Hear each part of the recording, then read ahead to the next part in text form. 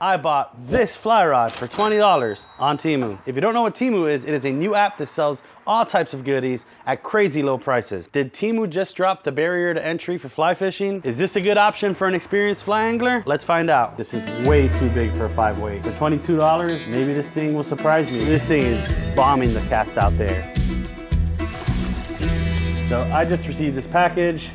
I was surfing through Facebook the other night. I've been seeing these ads for Temu for a while now, and I thought to myself, I wonder if there's any fly fishing things on there. I downloaded the app, typed in fly fishing, started scrolling through it. Sure enough, I found this. Let's open it up.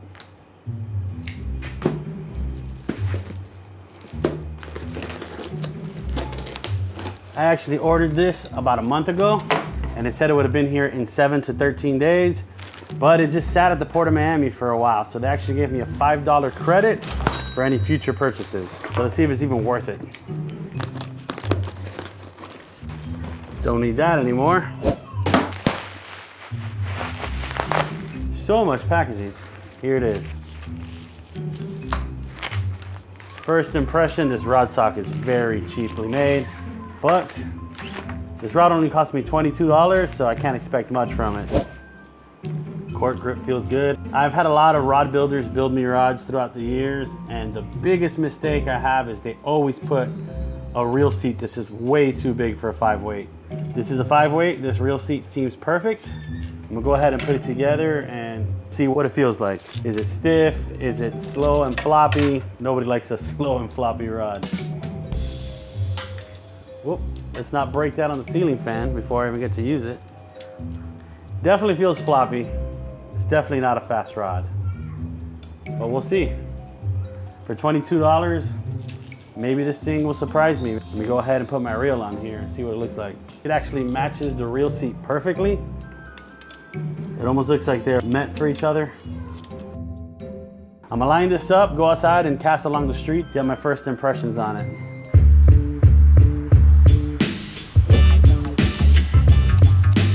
All right.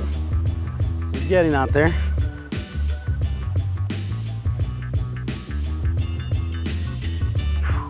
All right, so this thing is bombing the cast out there. What I will say is, first impression, I feel like my fly line is probably a bit too heavy for it.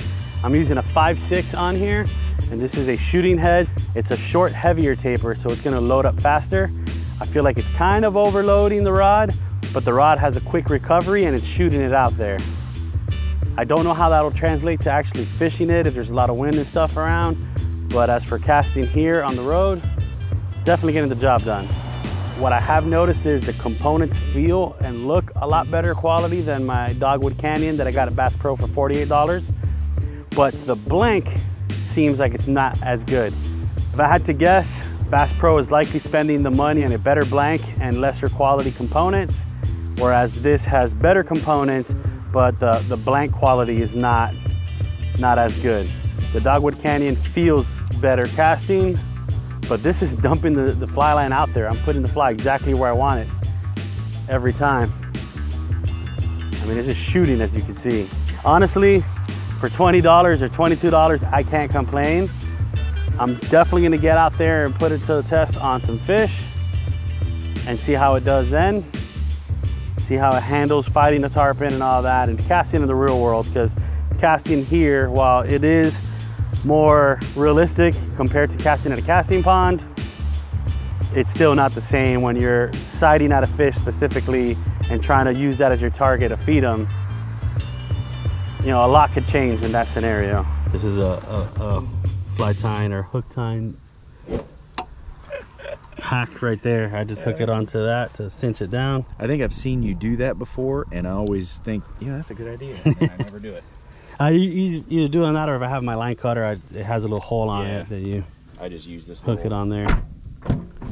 Got Brad with me. I met Brad a couple years ago, or 3 years ago now. I sold him a kayak, and we've kept in touch ever since. Oh, there's a big old gator there too. So I don't know if there's gonna be tarpon here right now. So this is shallow here, and it drops off into the canal there deeper, and those tarpon are hanging out along that whole edge. Right where the gator is where the tarpon have been hanging out. Should have wore those boots that they sent me.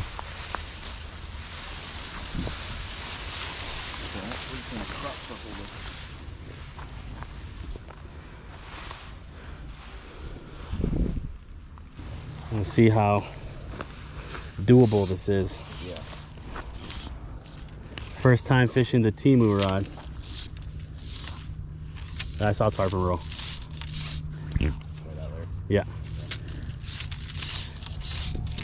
Not gonna lie, this rod's got some power. Really? Yeah, I don't know how long it's gonna last, if it'll explode fighting a fish. But in terms of like getting a fly out there, it does well. Yeah. Again, I cast it in my front lawn. I don't know real world fishing conditions how it's gonna do. Might be about to find out. There's some big fish on the surface over there. It's either gar or snook. Come on, grass. See, it shoots. Not bad. It doesn't feel like a quality rod while you're casting it. It feels clunky, but you feel everything. So honestly, it might be good for like a beginner. Right. Okay, so I just try to carry a lot of line with all this grass around me, and it didn't do well. Is that a 9-footer? Yeah, again, I typically don't go for a 9-footer, but it was $20. Yeah, you know? One of those things. Again, the rod is pretty slow, but it has enough oomph to get the fly out there. Grass. I am going to go change my fly.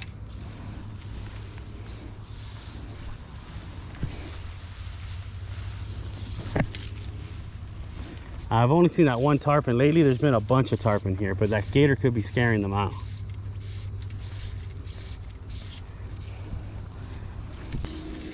It's got some giddy up.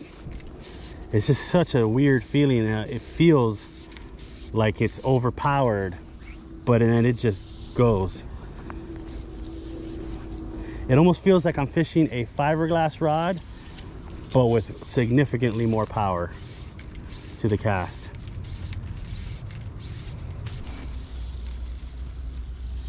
I did see another roller out there.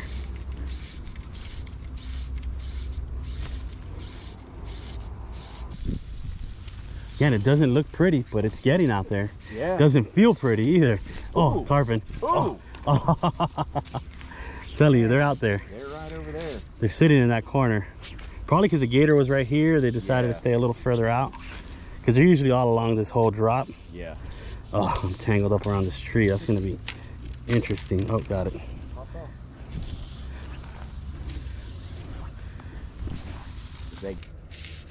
There goes a tarpon, little guy. Baby tarpon, but a tarpon.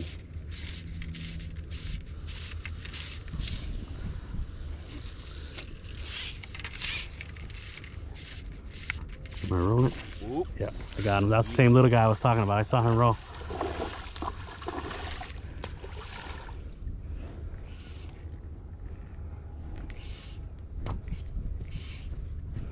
I'd like to see how much heat I could put on this rod. Just about to ask, how does it feel? It feels like a fiberglass rod, dude. I'm telling you, they say it's carbon fiber, is what the ad said. Yeah. This feels like a fiberglass rod. I mean, it might be carbon fiber, but it might be constructed like a fiberglass rod or something. You know what I mean? Very slow and whippy, but it's got more backbone and power than a fiberglass rod. Yeah. Ah, he came off. Popped off. He didn't pop off. He just spit. Yeah. It's funny though, because I saw him roll. Yeah. There goes another tarpon roll down there. All right, so that's one on the Temu rod. I mean, it worked. It got the job done. I tried to muscle him in at the end there, and he came off. Again, I think this is a very good beginner rod. Somebody that's learning, so they could feel how to cast. But it's getting out there. Got a fish to bite.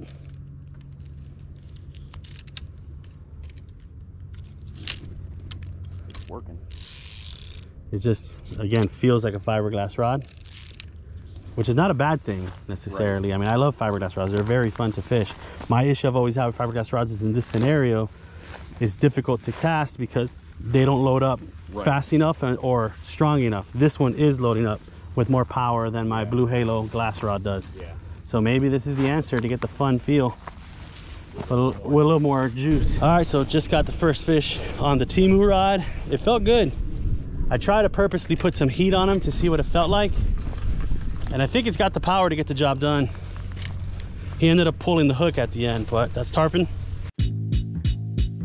So my final thoughts for the first time out fishing with this rod. You know, I was surprised. The rod actually handled very well. Again, it doesn't necessarily feel like a high-end rod, but it really lets you feel all of the nuance of casting a fly. You can feel when the rod loads, you can feel when it doesn't, and I think that could be very beneficial for someone who's starting off. They'll know when it's time to go forward, and even if you don't do everything perfectly, the rod still kind of somehow recovers and gets the fly out there, which is very encouraging for someone who's new. The number one thing that turns people away from fly fishing is how difficult it is. Yeah, the cost of entry is very expensive, and if you stack the fact that it's very difficult on top, it just leaves people discouraged. If you spend a bunch of money into something and you have a hard time succeeding and finding fun in it, you're just gonna end up dropping it. I think this is a very good option for someone who is getting into the sport of fly fishing, but it's also a pretty good option for a backup rod or a travel rod if you are going to go to the Bahamas or go on a cruise ship and you want to take a fly rod with you. You don't know if they're gonna let you bring that fly rod back on the ship when you're boarding in another country. There was a few other fly rod options. There's some that are cheaper on there, but I went with the one that looked best to me. If you want to see more, make sure you subscribe to my channel. My next video is going to be comparing this rod to a fully custom built fly rod. Thanks for watching. Subscribe. There was a different White River rod that I had picked up many years ago that casted just like this. And it's probably the same blank. It looks like it and feels like it. And that was a great rod too. I fished it a lot.